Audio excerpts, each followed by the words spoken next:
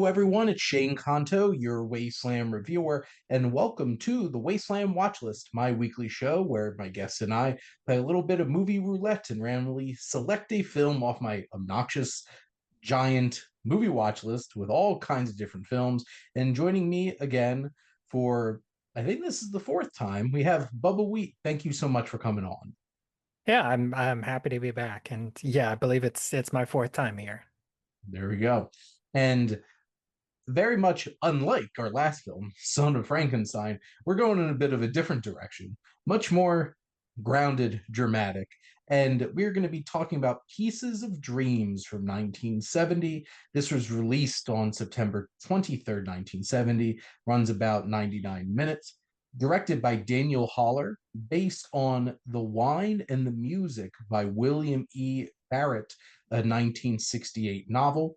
And so this was on my watch list because this is an Academy Award nominated film in one of the cheapest way possible. This was indeed nominated for Best Original Song, Pieces of Dreams, which was nominated for both the Golden Globe and the Academy Award for this movie. Because like I'm sitting here like watching like, what did this get nominated for? And then I looked it up and I'm like, original song.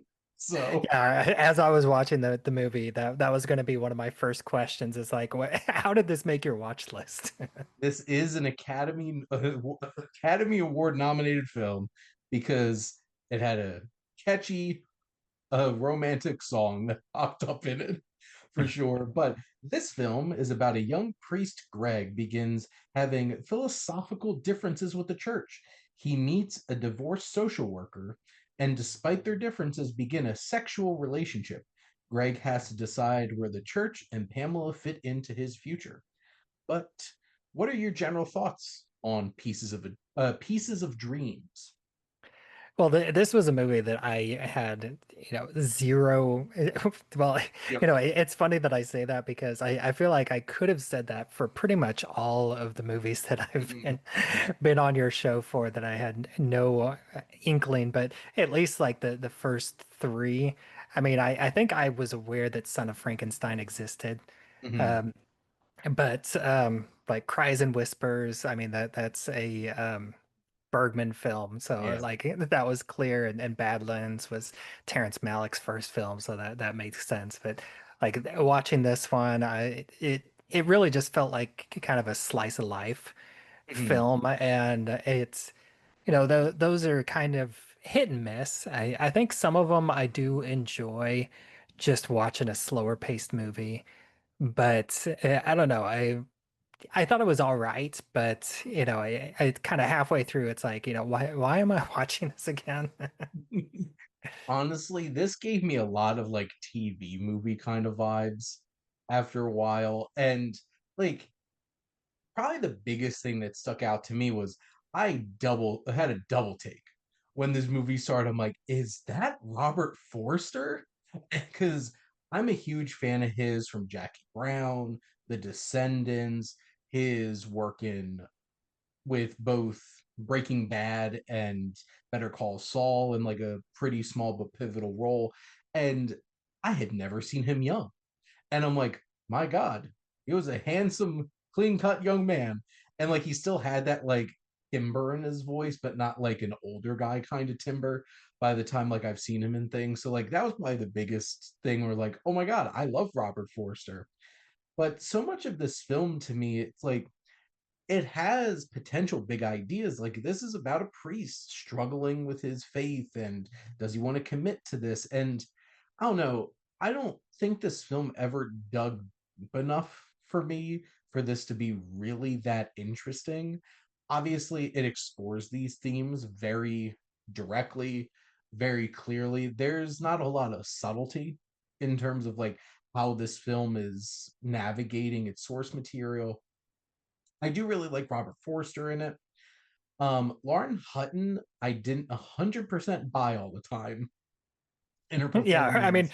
her character was kind of weird because she's a rich social worker. It's like she has this generational wealth, and so she lives Mhm. in this very nice house Hmm. that she apparently owns and lives there by herself, but then she's a social worker. So it's kind of like, she's working not because she has to, but because she wants to. So it's kind of like that big heart. So in a way, Hmm. like that does make it, you know, makes sense why a young priest would be attracted to her because, Hmm. they're both kind of doing what they think is right. And Hmm. I did like, especially in the beginning, that Greg felt like a very progressive character. Hmm. He's a priest, but some of the things that he's talking about, he isn't 100% opposed to an abortion. Like he Hmm. wouldn't give the advice himself to the young woman, Estelle, I believe it was, to get an abortion herself. But he's not going to say, if this social worker gives her that advice, he's not going to say, no, you're a murderer. Hmm. Well, and especially for a film that came out 55 years ago at this point, like if a priest said that, like Catholic priest said that today, you'd still get a lot of like bad looks at them from a lot of people. So that was an interesting aspect. And I think that was really at the core of a lot of his motivations. It's like, you're wrong on some of these things. Like, Hmm. and you had like that very direct display of that towards the end of the film where it's like, hey, like, this is why I don't want to do this anymore. It's just like, I think you guys are wrong on some things. And that was one of my biggest things. Like, why does a priest have to be celibate to like care about God and stuff like that? And it's like that never really made sense to me because like I'm a confirmed Roman Catholic. I grew up Italian American, Roman Catholic in New Jersey. And so like Catholic guilt, big thing. And a lot of these things resonate. I'm like, yeah, I'm like sitting back and like, why do a lot of these things matter to you so much? And that's really like the big message of the film is like this is a younger man that's, confronting these kinds of things and especially at a time where in the like this is that period of counterculture. Like this is 1970, this is coming out of the 60s. And it's interesting that a film that primarily feels like a romance a lot of the time. And Hmm. like and it really leans in that romance feel when it does. Like it has like that dreamlike kind of like montage on vacation. You throw in like the Academy Award nominated original song with it, and it's just like, wow, this feels really cheesy. And then in the next breath, it's trying to confront uh centuries of uh Catholic doctrine, and it's just like, well, wait a minute. It has that kind of And honestly, I kind of tuned out during like that romantic montage. I mean, I've yes. got a full household, so trying to fit it in and try and Mhm. pay attention. And so that like that point, I was just like, okay, yeah, we're in the romantic montage, whatever. Well, I definitely enjoyed the other bits, like with mhm. the moments of hypocrisy, like the old father coming in to just like drunk out of his mind, Yes. and Yes. Greg is just like, it's and like the other father is like, I brought him in so that nobody sees him like this, and Greg's just like, yeah, I get it, um and the father's like, you should probably take over his 8 o'clock sermon. And Greg's like, no, he'll like, I've seen him like this. He'll put it together. He's not gonna miss his sermon. Which like that scene was so important to me, my experience too watching this film, because it's just like you're giving this guy so much stuff about him questioning things and like he's in the wrong. Why are you abandoning the church? And like you get shit faced and sloppy all the time as a priest, but then you go up on that pulpit and act like you're all pious and everything. I'm just like, come on, man. And those like the those dramatic elements of him confronting his faith and everything are definitely the much stronger elements of this film. Like Mhm. when it really leans into that romance element of this, like obviously that relationship is important, to his journey, but I wish that like Haller, who directed this, treated those scenes with the same kind of like dramatic weight as the Mhm. rest of them, because it just came off as like a cheesy romance at Yeah, in those especially moments. like towards, whenever she comes in, whenever he's taking his leave of absence in Santa Fe, and she comes Mhm, to visit, and they have this argument, and then they're, they're like, whatever, they're just having the typical arguments, I'm not going to wait for you, you have to make the decision. I'm not going to tell you to leave mhm. the priesthood for me. That's something that you have to decide for yourself. And then they go back and forth, and then they just pause, and then they kiss. It's like, oh, really? Well, and I think that was part with like Hutton. I was having trouble really buying into like that dramatic aspect of some of those scenes from her, and it's just like I didn't 100% buy it, and it's so important to the film to work because this relationship, this sexual relationship, is like that last big nudge to get him to really question these things. And like, if I can't buy into that, then it doesn't give enough foundation to a lot of the other things in this. And this is a like 100-minute film.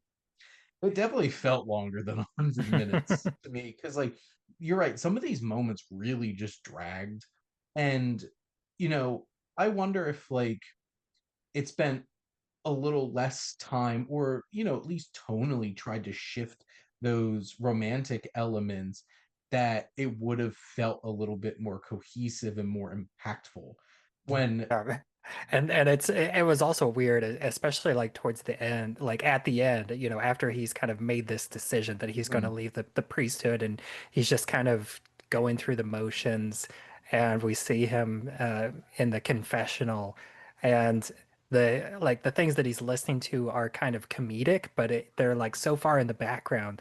Like if you like listen to it, if you remember, like this old woman is mm, talking about, I think she told her dog to go to hell because the dog did something, and she's like, I don't even know if dogs have a heaven or hell, and I really didn't mean to condemn him in that way, and it's just like such this banal, silly, like uh, confessional, and I think there was another one after that that mm, was kind of a similar, and like him talking with the older father about splitting up the parish, and like, I'm gonna take the north and you'll take the south, and it's just this, complete banality of this mm, conversation, and he's completely tuned out, and I get that the filmmaker is kind of like, you know trying to show like, he is tuned out, partly because of the banality, but then as an audience, we're seeing this banality. And it's like, that you're not showing me anything interesting. Like, I'm not interested in this. Like, he's not interested in it, and neither am I. well, and that's the challenging thing because this film is not consistently engaging. Mm. And like, did I dislike this movie? I wouldn't say like I think this is a bad movie. I just think this is a very like middle of the road, very serviceable kind of watch. And I feel like this kind of movie would have went way over a lot better in 1970 than watching it now, because some of it feels just so tired in terms Yeah, of like in terms of cliches and everything. So yeah, on my letterbox ranking, I gave it a 2.5, which that's the kind of movie where it's like it was okay. It wasn't bad, but it didn't get the little heart. I didn't yeah. it didn't get the like for me, but it was okay. Well, and back to my point of like this was an Oscar nominated movie. It makes so much sense in hindsight that like it was the song that got nominated for this, because I love Robert Forster and like I think he gives a really fine performance here, but it's still like, even so, like it's not strong enough to really like elevate this movie above some of the things that just didn't work about it. Yeah, a lot But of it's very flat. yes. He's an even-tempered guy, but Mhm, that means you get an even-tempered performance. Even during like the romantic arguments, he doesn't really get hot and bothered, and even mhm, like whenever he's uh trying to convince the the head of the the Your Grace. I forget which title he was going for, but like, Was it the the head of his bishop at that era. point? Yeah. Yeah, I think the bishop. And even though he was like, trying to get his point across, but it was still, very even keeled, and he didn't really get emotional, which, yeah, again, that's like, it makes sense for the character, but for the Mhm. audience, it's not that interesting. Well, and it didn't pack enough of the punch of when like Mm. you had these in theory big moments, but there wasn't like he has to be feeling something that's like Mhm. driving him to these places, but like you never really 100% feel all of that feeling Yeah, it's like, because he just wants to get his dick wet. and it's just like at the end of the day, it's just like, well, it's like, well, you haven't had sex in this long. And it's just like, well, sorry, I don't want to be a priest anymore. And like, there's so much more to this because he is that kind of progressive character, but like, I don't know, it undermines it that so much of this movie's about this romance. It's like you have legitimate like concerns about the perspective of the church, and then it really comes down to like, well, this social worker really got me though. And at the end of the day, like, I don't think I'd ever watch this movie again, but I'm not mad that I watched it. I Yeah, didn't think. even like the whole beginning part, the fact that, the fact that he has kind of taken upon himself to kind of ingratiate himself with the Hispanic community of Albuquerque, and like, really take it upon himself to understand them and minister to them specifically, and like through the troubled youth, and then you have the boy that died in the beginning, and then he left a pregnant girl that was like 15, I think, and she ends up having a miscarriage. And like all that stuff was really interesting. And if the movie had been more of that and gone through kind of that thread, I think I would have enjoyed it a lot more. Yeah, I think at the end of the day, this had a lot of potential with the overall idea of him being disenfranchised with the church. But it being a 1970 movie, it felt the need to like make it about the romance. Hmm. And that was the least interesting part of the movie by far. So, and it took up way too much time of it. But I guess, do you have any other thoughts that you wanted to throw out about Pieces of Dreams? No, I don't think so. I mean, I'm like you. I'm not mad that I watched it, but I'm definitely not going to be looking this up again anytime soon, or Yep. probably not ever. Yeah, I'm under the probably unless like for some odd reason somebody wanted to watch this with me, I'm probably never gonna watch this again. But it does make me want to go seek out other younger Robert Forster performances because I didn't think he existed before Jackie Brown when he was like 50 something years old. So, Like but if I want to watch a priest questioning his face, I'll watch The Exorcist. yes. And what's so wild is that movie did that so much better than this, and it's a horror movie, and you know, and that's one of my favorite aspects of that film that makes that such so special. And that came out like 3 years after this. So, that was this kind of era of that questioning. But those are our thoughts on Pieces of Dreams, Academy Award nominated Pieces of Dreams. Go check out the song. It's nominated for an Oscar. But we thank you so much, as always, for coming on Chat Movies with me. Absolutely. And thank all of you for listening. Make sure to like, comment, share on this episode. What's your favorite film that has a priest questioning his faith? Is it Saturday Night Fever? Is it The Exorcist First Reformed? There's a lot of them to explore. And what's your favorite Robert Forster performance? Mine's always going to be The Descendants. I love him in that movie as a cantankerous father in law to George Clooney. But make sure to follow or subscribe wherever you listen to your podcast. If you want to become part of the crew, whether you're a guest on one of the shows like this one, or if you want to start your own podcast, reach out. And there's plenty of different types of shows that we have. almost to the point where I'm having trouble keeping up with all of them, but a wide range of very interesting shows.